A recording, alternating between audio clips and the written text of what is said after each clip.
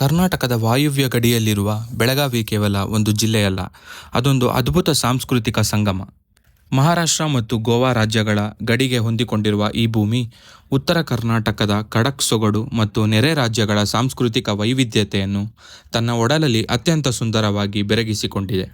ಬೆಳಗಾವಿಗೆ ಭೌಗೋಳಿಕವಾಗಿ ಮತ್ತು ರಾಜಕೀಯವಾಗಿ ನಮ್ಮ ರಾಜ್ಯದಲ್ಲಿ ಅತ್ಯಂತ ಪ್ರಮುಖವಾದ ಸ್ಥಾನವಿದೆ.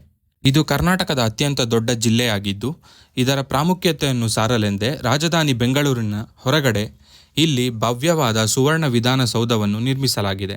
ಪ್ರತಿ ವರ್ಷದ ಚಳಿಗಾಲದಲ್ಲಿ ಇಡೀ ರಾಜ್ಯ ಸರ್ಕಾರವೇ ಇಲ್ಲಿಗೆ ಬಂದು ಅಧಿವೇಶನ ನಡೆಸುವುದರಿಂದ ಇದನ್ನು ಕರ್ನಾಟಕದ ಎರಡನೇ ಸಾಂಸ್ಕೃತಿಕ ಹಾಗೂ ಆಡಳಿತಾತ್ಮಕ ರಾಜಧಾನಿ ಎಂದು ಕರೆಯಲಾಗುತ್ತದೆ.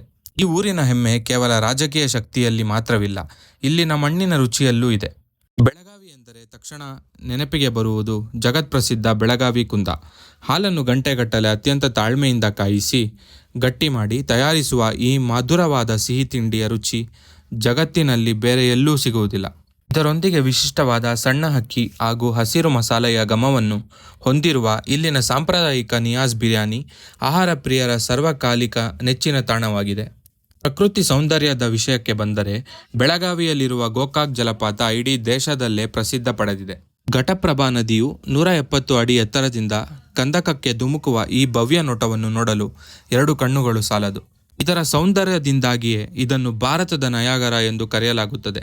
ಅಷ್ಟೇ ಅಲ್ಲದೆ 1887ರಲ್ಲಿ ಭಾರತದ ಮೊಟ್ಟಮೊದಲ ಜಲವಿದ್ಯುತ್ ಉತ್ಪಾದನಾ ಕೇಂದ್ರವು ಆರಂಭವಾಗಿದ್ದು ಇದೇ ಗೋಕಾಕ್ ಜಲಪಾತದ ಬಳಿ ಎನ್ನುವುದು ಈ ನೆಲದ ಐತಿಹಾಸಿಕ ಸಾಧನೆಗೆ ಸಾಕ್ಷಿಯಾಗಿದೆ. ಗಾತ್ರದಲ್ಲಿ ದೈತ್ಯ, ರಾಜಕೀಯದಲ್ಲಿ ಶಕ್ತಿ ಕೇಂದ್ರ, ಪ್ರಕೃತಿಯ ವಿಸ್ಮಯ ಮತ್ತು ಊಟದಲ್ಲಿ ಸ್ವರ್ಗವಾಗಿರುವ ಬೆಳಗಾವಿ ಕರ್ನಾಟಕದ ಕಿರೀಟದಲ್ಲಿರುವ ಅತ್ಯಂತ ಅಮೂಲ್ಯವಾದ ರತ್ನವಾಗಿದೆ.